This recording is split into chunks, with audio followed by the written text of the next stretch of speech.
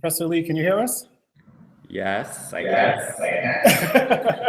Oh, there's an echo. Oh, let's see.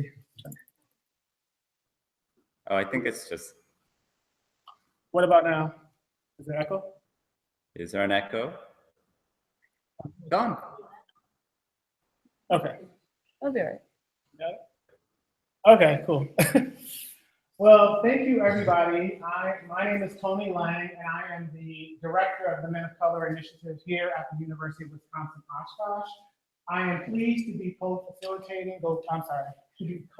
this event with Dr. Liz Cannon, who is the head of the LGBTQ Center, and Dr. Alicia Johnson, who is the head of the Women's Center.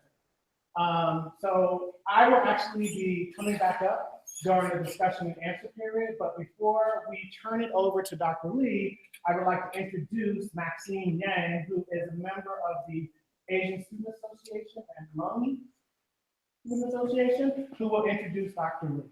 So welcome. All right. Everyone hear me? Okay. Good evening and welcome to the closing event to Asian Heritage Month. My name is Maxine Yang, as Dr. Lang had mentioned. I'm the Vice President of Asian Student Association and Hmong Student Union. With me tonight is the rest of my exec board right in the front. We got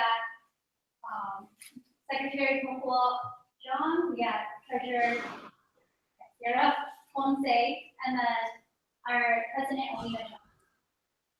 We are pleased to welcome this year's virtual keynote speaker, Dr. Joon Lee, as part of Asian Heritage Month through the Men of Color Initiative with co-sponsorships from the Women's Center, the LGBTQ Resource Center, and through Asian Student Association. Dr. Lee, Associate Professor of Literary Arts and Studies at Rhode Island School of Design, is the author of 2 books of fiction, 94 and LASIK book. Dr. Lee's essays, including The Joy of the Castrated Boy, have appeared in various academic and alternative publications. Dr. Lee will discuss the intersection of race, gender, and sexual orientation from the perspective of a scholar-activist committed to issues of social justice. The title of his talk today is called Chasing It, and as Dr. Lang mentioned earlier, he will be facilitating the questioning and answering at the end of Dr. Lee's talk. Without further ado, please help me give a warm welcome to Dr. Lee.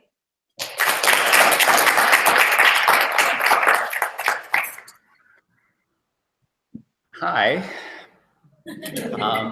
So thank you. Thanks to Tony Lang for inviting me in the first place, and thanks Alicia Johnson, and thanks to you guys, and thanks to UW Oshkosh and the Women's Center and the LGBTQ Resource Center as well for hosting this great event. So I want to talk to you today about the word it. She's Gotta Have It, Stephen King's It, Clara Bow's It, It Girl, Cousin It, Coke is It, It's It, which is, for those of you who don't know, is a delicious ice cream sandwich cookie from Northern California. Just Do It. It is a teeny weeny word that has had to bear an unimaginably oppressive weight of the idea of oppression itself. On its spindly and delicate shoulders has balanced the entire structure of human ontology. It reassures us that humans are not only not objects, but they are better than objects. Formed in a crucible with this assumption and that of male supremacy, it is a word that stands outside of human identity by dint of its lack of gender. It is not he nor she.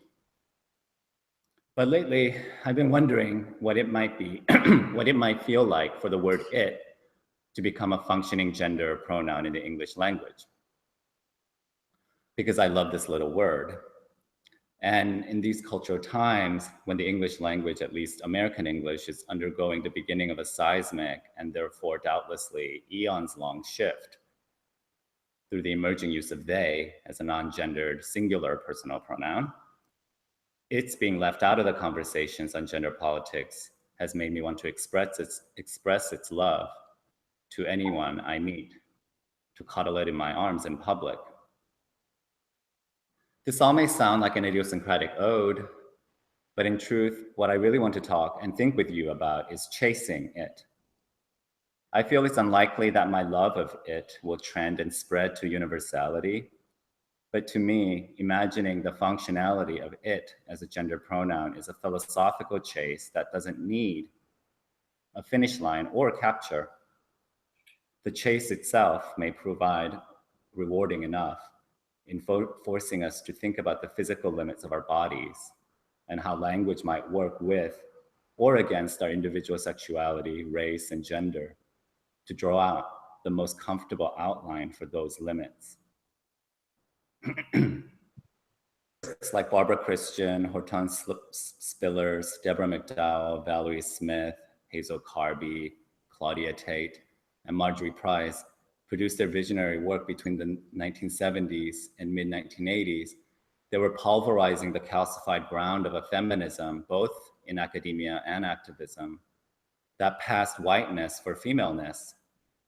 But these thinkers were not simply demanding that Black women be included in the taxonomy or definition of woman. Rather, they were breaking ground for something much more radical, to question and reset woman as idea and identity. Their work as Black feminist theorists were providing context, inspiration, and infrastructure for a whole new generation of feminists I like to think of as the third wave, of which I am part. We who came of theoretical and political age in the late 1990s wanted to question and redraw the very boundaries of woman in a way that not just challenged patriarchy, but provide a totally alternate way by which we could imagine and live out our lives as women, non-whites, non-heterosexuals. In this effort, words were not just expression or performative, but something much more akin to ritualistic talismans designed to be embedded into our flesh and minds to radically shift the ways in which we lived as human beings. And, fuck whoever thought we were crazy, perverse, or abnormal. For my part, I wrote a piece called The Joy of the Castrated Boy, in which I tried to establish some preliminary questions about this possible future for an alternatively gendered race and sexed bodies. I wanted to be a heretic out of the Cyborg Manifesto, to be punk rock, thrashing, femme counterintuitive, to rigorously consider positions that were historically understood as disempowerment, as positions of potential self-craft and agency. The piece was a culmination of everything I learned about queer theory from Black feminism, that a politically rebellious homosexuality and transgenderism necessitated a disciplined consideration of not just gender, but in fact race. I proposed taking up psychic castration and embracing femininity as a micropolitic of the individual body, in which that psychic modification would make bigger structural critiques of the white masculinity which had for so long assumed the lie of universality. Euro-American tradition used castration as a way beyond the tight outlines of Freud, and turned it into an adjective of debasement and degradation for the human body. There was nothing more awful than not having a phallus. So my work has been and still is about not redressing that wound, but embracing its possibilities. To think about living without a phallus, to reject masculinist descriptions and fantasies of power. The idea of castration captures the visceral way in which structures of randomized hierarchies of power gather upon the individual flesh. So my essay was a phenomenology and memoir. What if a feminine boy disavowed his male privilege and embraced the femininity for which the outside world shames and tortures him? Could such an embrace of castration allow this femboy to access a different and secret joy of crossing physical boundaries of race and gender and form critical affinities with people who do not look like him? I answered yes. To me, politics begins with the connectivity of brain and heart. I crafted a template of my gender dreams based on one of my absolute favorite heroines, Toni Morrison's Sula, a girl who I called, quote, an egoless thing, a female who has found a sense of empowerment in the erasure of the ego, a girl who does not want or need to mimic a masculine psyche in expressing herself. More than a decade after I wrote these words, I still believe in this egoless thing, but I'm no longer sure of the shape and weight of my flesh when I pour myself into the mold of her. I used to think this would make me a girl. Now I think I might be it.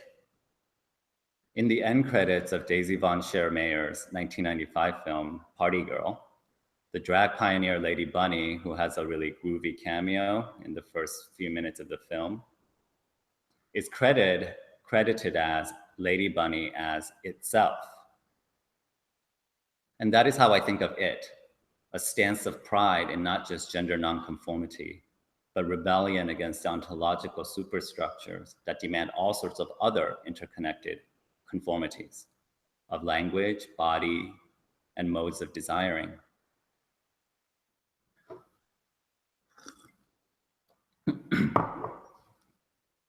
To explain this in a more contemporary context, let me tell you a story someone recently told me.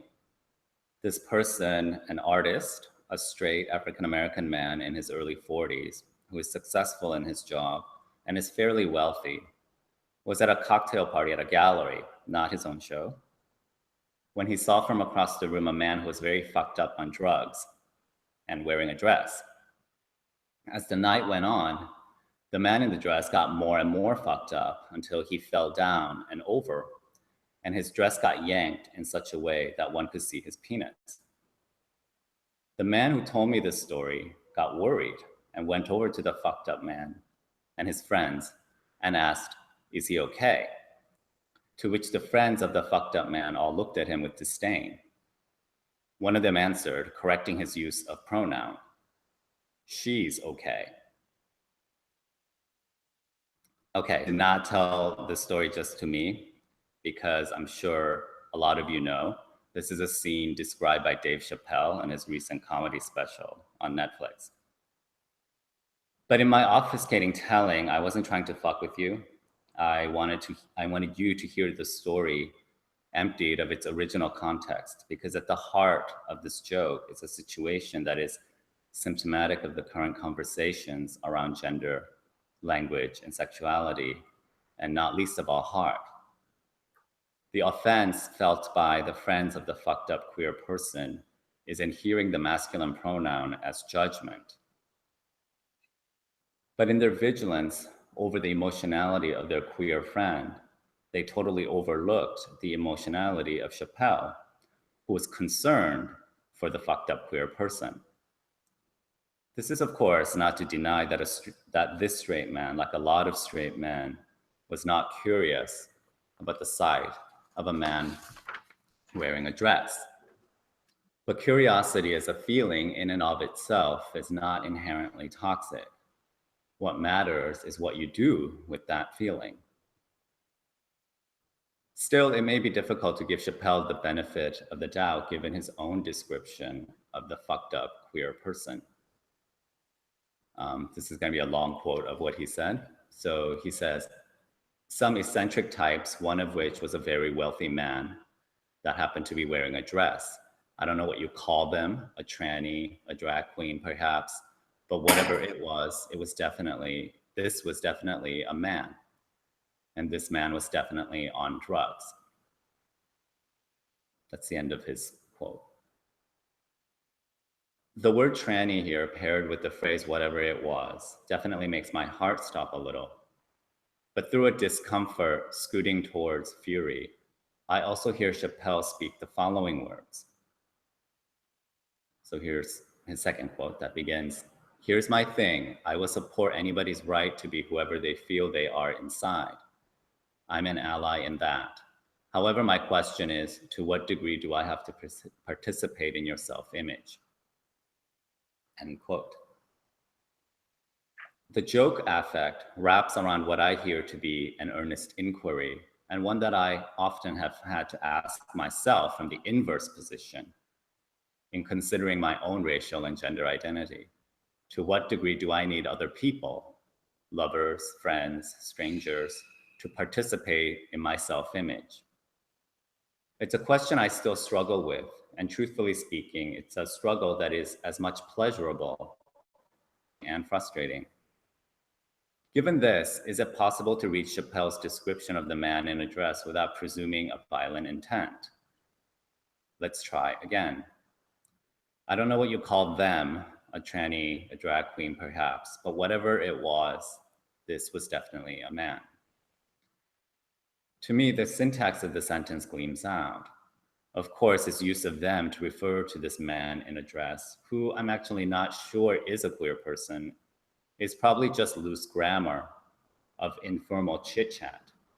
But without Chappelle's particular sounding of those words, in the silence of written prose, when the words bounce about the walls of my skull, it is possible to read the them as respectful.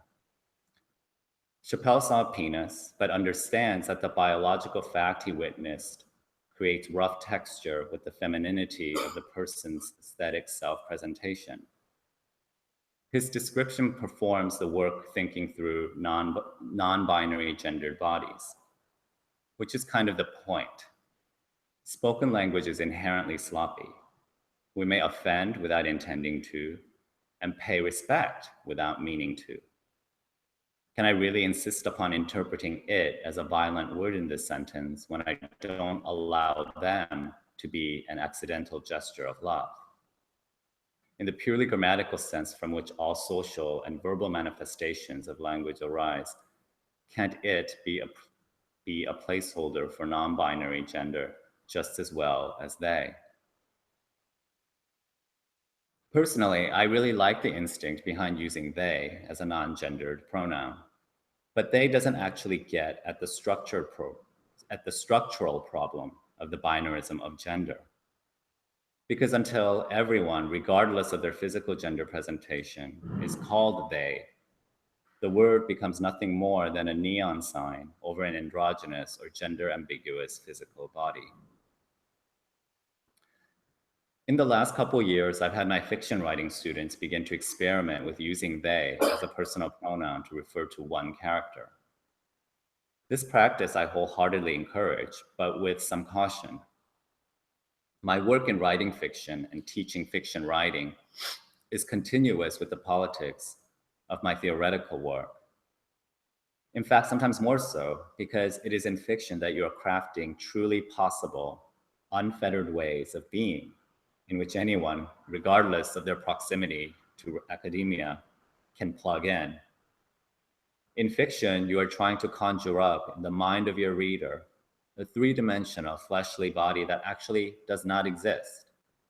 In this endeavor, all information is good information, including gender. So whenever a student presents work using they as a singular gendered pronoun, I ask, why are you using they for this character? Do you want to point out that they identify as gender non-conforming, or that they look gender ambiguous? What does it mean when the other characters are referred to as he and she, but one or two in particular are referred to as they?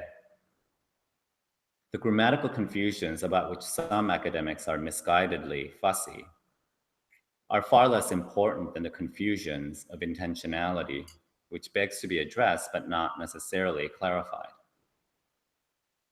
The most obvious argument against using it as a gender pronoun would be that it is a dehumanizing word. To this I agree and disagree. Certainly the history of its usage has made it a pejorative. Thinking about marking humans as objects leads us fairly quickly to the history of American slavery. But in fact, the system of American slavery, Black people were treated by whites not as objects, but as the idea of objects. Legally, they were 3/5 human. Southern whites wanted to have their cake and eat it too, to have their property contribute towards their legislative clout. Orlando Patterson has importantly distinguished that slaves were in fact treated not as objects, but as socially dead. So it's important to remember that slaves were in fact never referred in either interpersonal situations or in legal documentation as it. Enslaved Black people had to be gendered because the female body's reproductive capacity was central to the capital of the capitalism of slavery, which is in fact not of inanimate objects or livestock, but human flesh. In ridiculous irony, the use of he and she in this situation was humanization in the service of exploitation. In other words, slave owners might treat slaves with the same violence, contempt, and disregard that they might for a piano, shovel, teapot, or horse, but they could never linguistically refer to them as it. What might have happened if they did? The thing that slave owners consistently underestimated was the simple but dense fact of corporeality. That whatever fantasies and delusions underwrote their legal and social identities, people who were enslaved were made out of flesh. And part of that flesh was a brain that emanated thoughts and feelings around that which their oppressors simply wanted to see as meat. So I ask you to imagine an alternate history. Humans became gendered as it. Might their realities as feeling, thinking beings not have allowed them to meld that small word to their everyday lives in a way that would, in the centuries to come, radically transform its import? Pure objectness could have served as escape from the binds of both binaristic gendering and capitalistic oppression of the human flesh. This escape would, of course, have not been physical, but being of imagination and emotionality, no less literal. Coming from this place, I would then describe it as not dehumanizing, but unhumanizing. When a cis man is called he, we should remember that the word is not accurate, but rather that its utterance was lucky. Whenever we use a gender pronoun for any person, we are playing a guessing game, a projection, because most of us do not walk around naked, our plumbing public, nor do most of us have the opportunity to flash the world with our genitalia, like Britney, Basic Instinct, or the fucked up man at Chappelle's party. It's not like with dogs. We can't peer around and under someone to ascertain our use of the gender pronoun. And I know from people's reaction to my own dog that even with dogs, ascertaining gender is not that easy. Our use of the gender pronoun is never actually about gender, but the superficiality of gender. We are assuming that hair, face, clothing, musculature, voice, all of these things that have little or nothing to do with gender can tell us what lies beneath. The image you have of yourself as boy or girl, or neither or both, is not something that is ever completely legible to the public. Pronouns have a sensual functionality. In fiction, the gender pronoun is always and only description to give shape, density, and texture to a body that does not physically exist. And there is a small but insistent part of me that wants this functionality of the pronoun in fiction to be that in real life, uttered only as description, never as judgment. For when do we actually utter the gender pronoun out of the flesh of our mouths? The use of a gender pronoun requires that there are more than two people involved in a scene. One person who uses the pronoun to describe a person who may or may not be in the room, but are definitely in the scene, to a third person who listens to the description. But unless you are only into threesomes, this does not really account for the original function of gender as handle to erotic, sexual, sensual intimacy. The social and medical stuff is all an ancillary. If, and this is an if not to be taken for granted, you choose to embody some tilt toward either masculinity or femininity, you are doing so not because you can get better service at Starbucks, have a better relationship with your mother, make better grades, or even get free drinks from the bartender. You're doing so because you imagine your body fitting with another gendered body in a scene of intimacy, which may not be sexual, but usually contains some sexuality. To deny this symbiotic functionality with sexuality is to miss the point of gender altogether. Gender pronouns have always been about guessing the biological sex of the human target.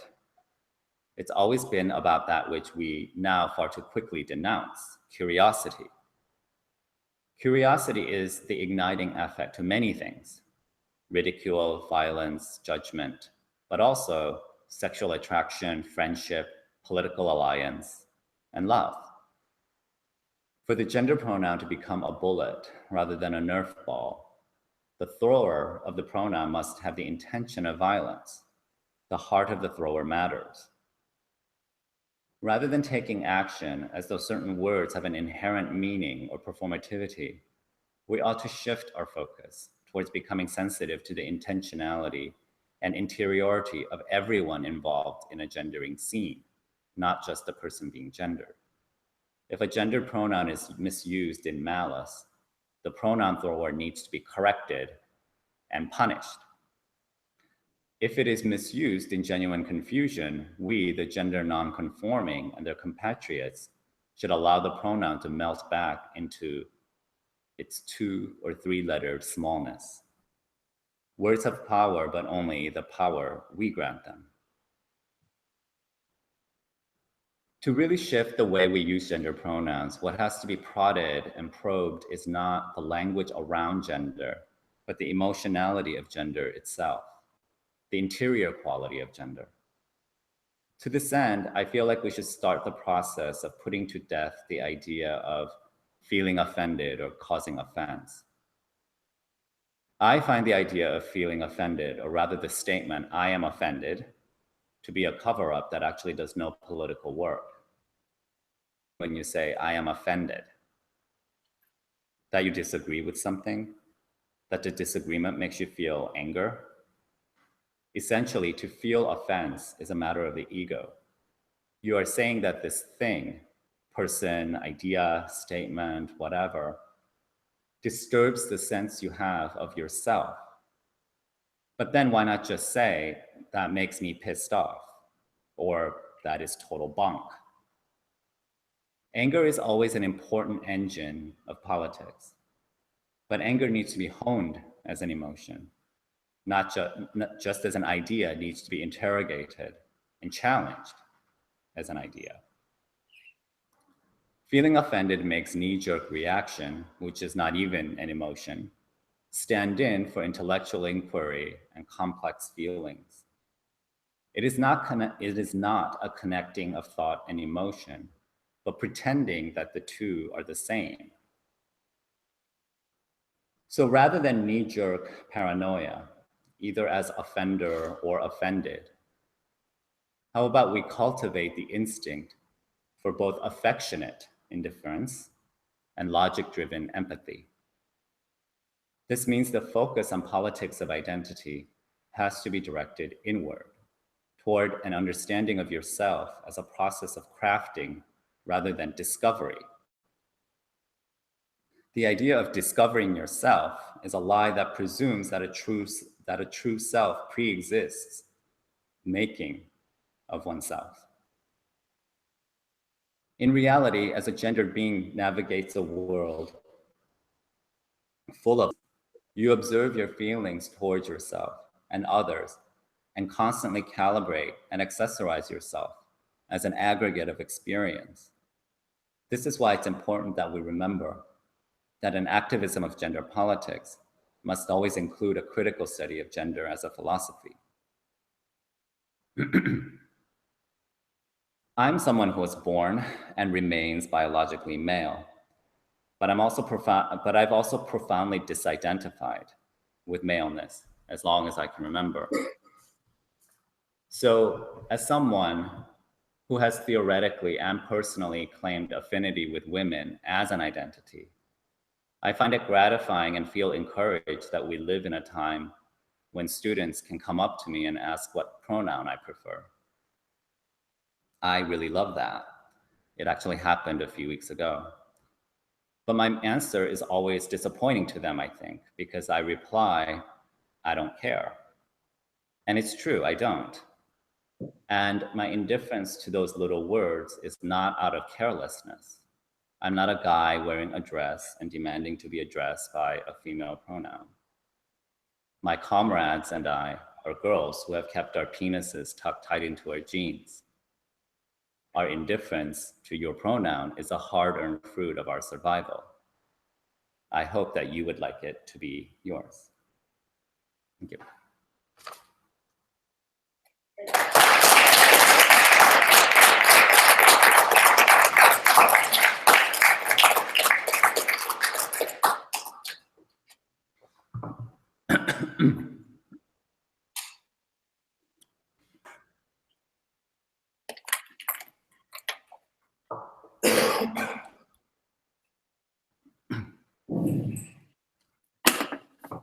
Well, thank you so much, Professor Lee. That was really, really great. And I just have a couple of questions that I want to open up with, just to sort of get the audience thinking about potential questions that they may have.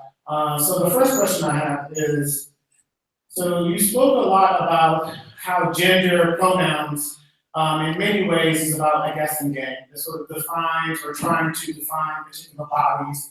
And so with that in mind, what I'm curious about is do you believe that our current use of language in many ways either works against or restricts how we define each other? So if you can talk a little bit more about the use of language and why in many ways it could in many ways serve beneficial in defining one's identities or work against defining one's identities. I couldn't really hear the last part of your question. So are you asking if I think the pronoun works against or with what?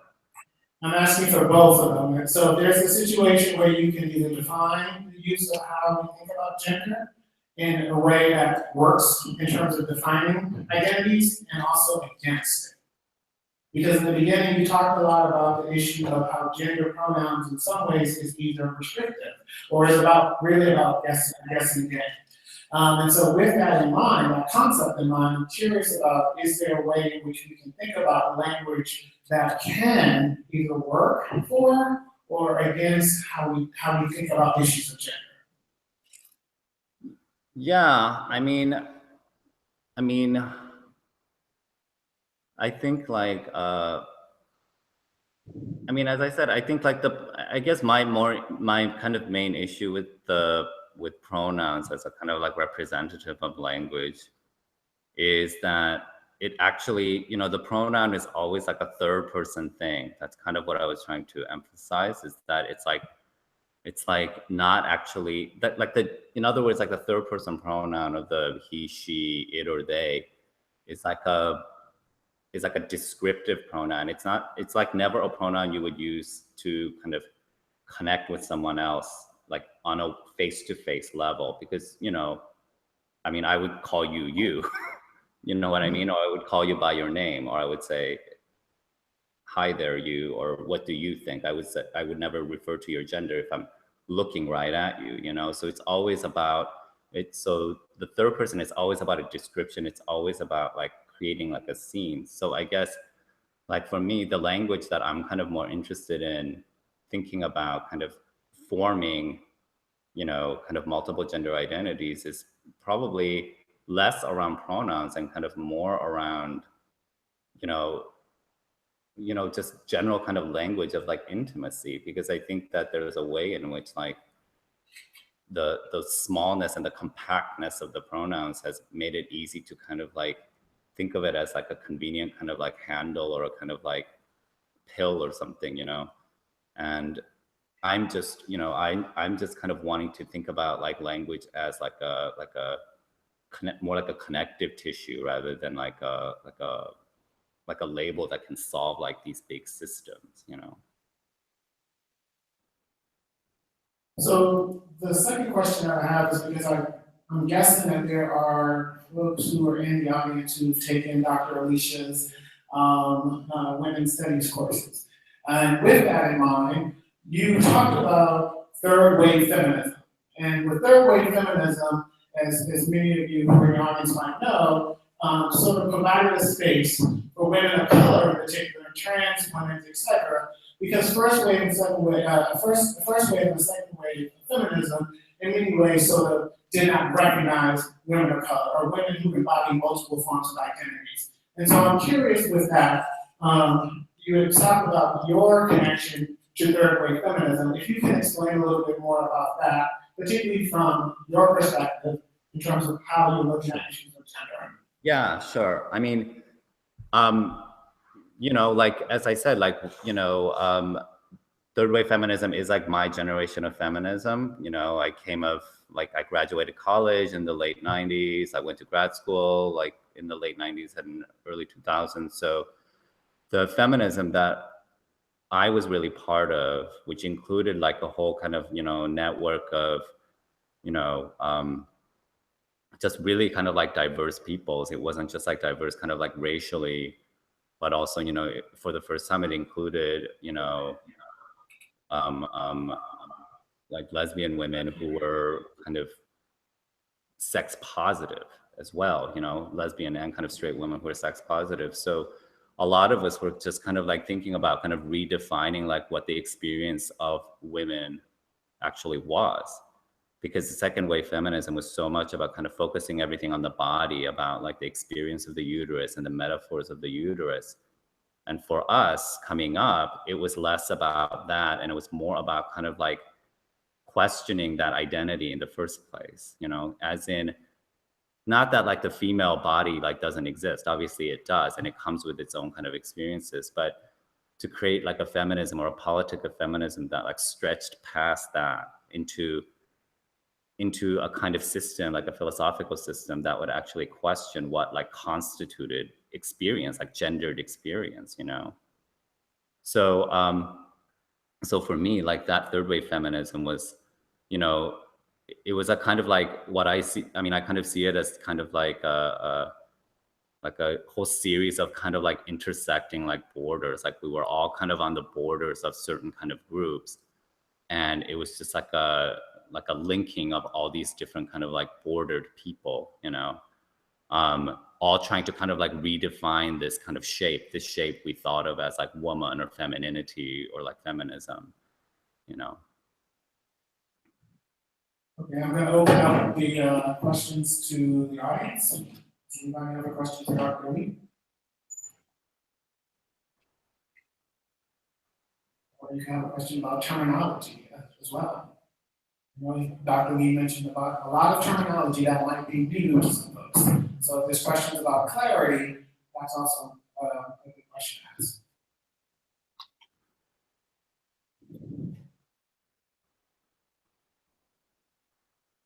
Nobody has any questions? Oh, hold on for a second. I'm certainly interested in your connection to Sula. And I mean, we're talking about a nice second wave feminist who can't be categorized I guess what I'm saying is I see a lot of the seeds of third wave feminism in some of the women of color feminists from the second wave. But I was really curious how in your identification with Sula, you connected her wanting to sort of take the face of her lover off and get inside that, beyond surface and into what actually made that individual. There's something in taking off the outside and getting inside that connects to an idea of it that isn't gendered in a way. And the other thing I was thinking about is at the end, Morrison makes it really clear that Sula had gone out into sort of the world, the community, had to come back as if society was not ready for her yet. And I'm wondering if in some ways you're seeing a lot of what's happening in sort of trans non-binary world, especially from a critical viewpoint, similar to that the outside society isn't quite ready for that. And we're trying to expand the boundaries so that it will.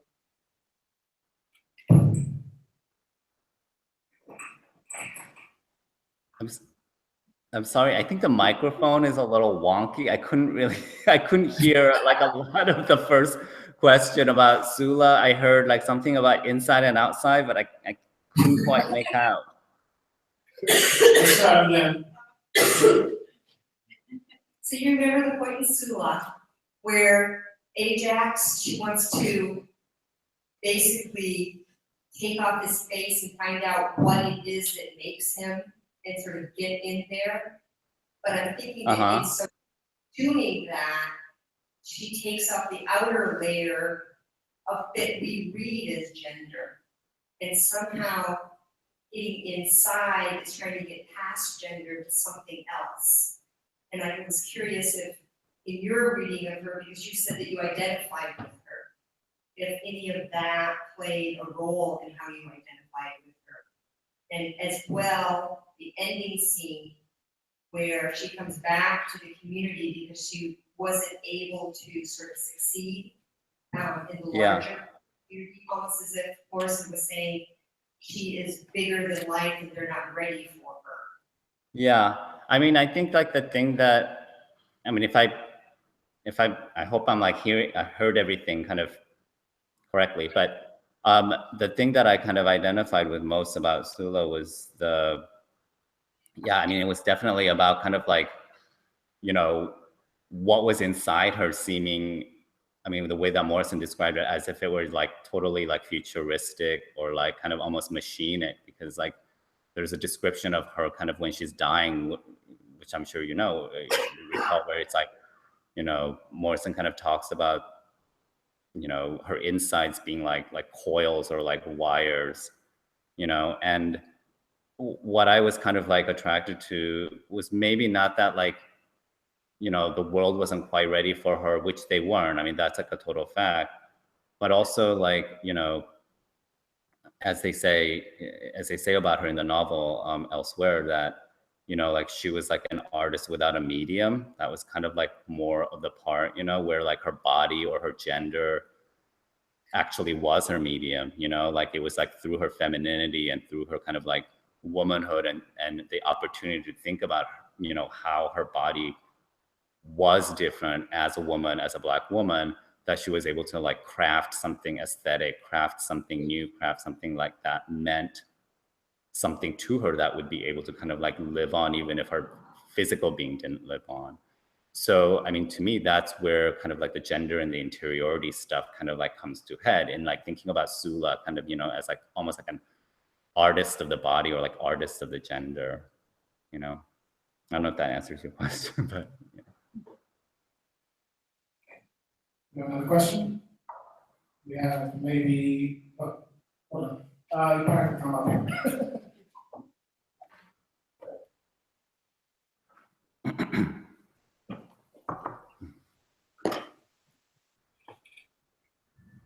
Okay, so I kind of came in late, but my question was, are you trying to say that it, like the word it, to try to talk around gender?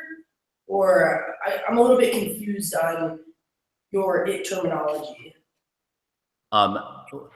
Wait, can you say the first part again? It Sure. around gender? Okay, I'm just confused on how you're defining it, pretty much. Are you trying to work around gender altogether, or I'm just confused. Yeah, no, it's pretty simple. I mean, and you know, like the reason I was like talking about chasing it was more like that, you know, that it's not even like I think it is like a great word to describe gendered beings or something. I'm just saying that, like, you know, if we're thinking about they as an alternative to he or she, I think it's also interesting to like consider what it might do. I mean, I'm not saying that like that's like even like a feasible or like possibly functional word, but I think that it's interesting to kind of think about like the history of the word it and the ways in which, yeah, it could actually kind of like imagine a world in which we don't have to kind of like reference people's genders or reference people's plumbing when we describe them, you know, in a way that like they, because they is still, you know, like a plural form of like a, you know, a presumed human subject, still kind of like, you know, indirectly or like negatively kind of like references like the binarism of he and she. So yeah, I mean, I guess like going around gender, I think that's like a good way to put it. Yeah, why not, you know? Let's take one more question for Dr. Lee.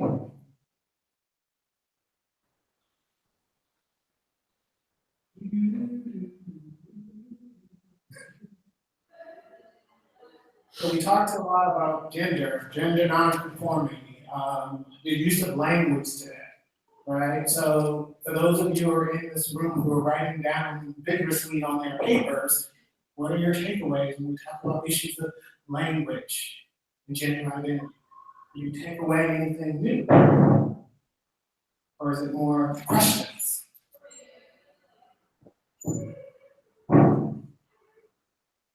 So what do you have on your piece of paper? What about you over here? Nothing that will translate to a question. Okay, well, what about your thoughts?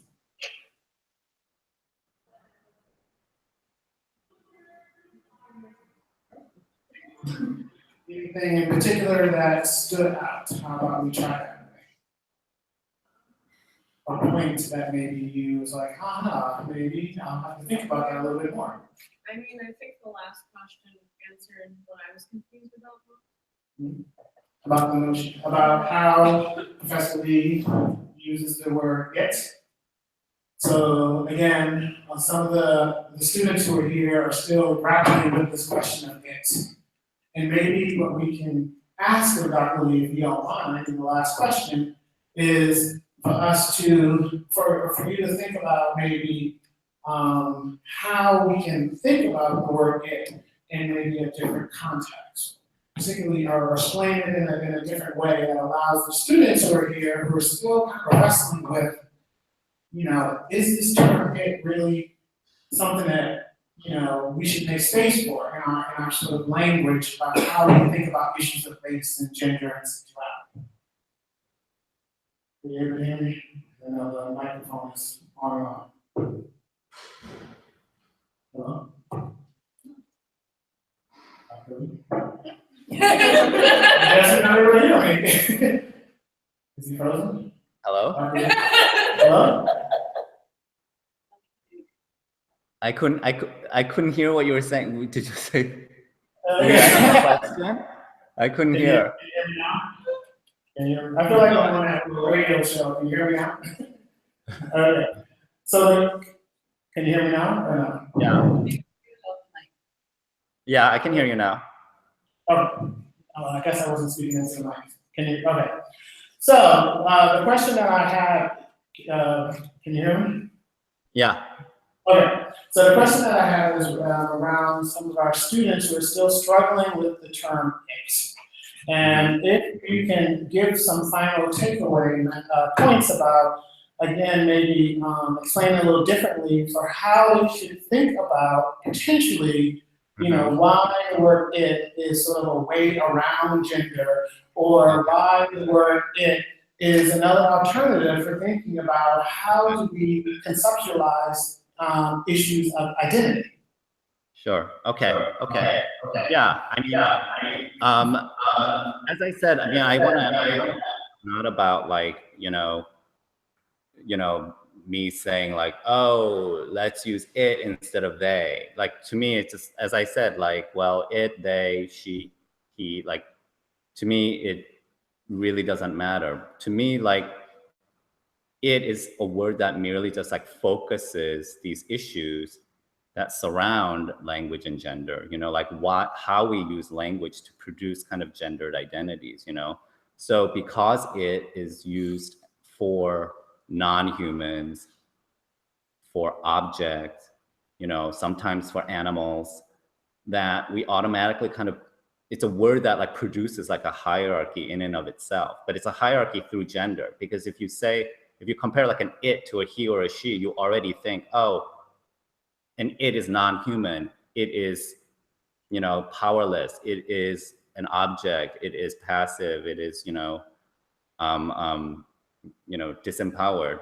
But what I'm kind of proposing is that, in fact, like that same hierarchy between like human and object is actually structurally the same kind of hierarchy that has been used to like oppress, you know, minority peoples, you know, racial minority peoples, women, you know, gay, lesbian, transgender peoples, you know.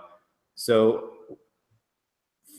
to kind of like recapture or to think about it, for me, is to kind of like get at the heart of that issue, to actually like question, like, you know, structurally, like what is it that we do when we like use certain words to like mark someone? Because it's not just simply like saying, oh, you know, they have a penis, or they're like a manly looking person. It's, or, you know, or not. It's like about already kind of like, you know, building a sort of like power structure already, like, you know, when you describe someone in a certain way. So it's really about kind of like taking like, again, like that disempowered position of the object or it, and kind of like, you know, re-inhabiting it or recuperating it, you know.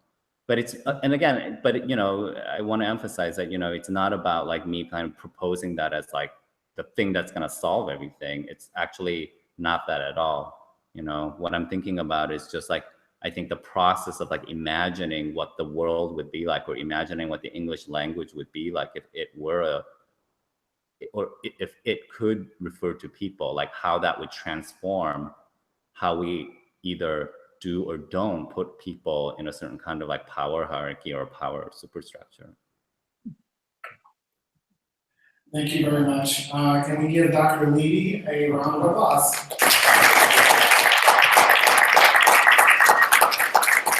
Thank you, Dr. Levy. We're going to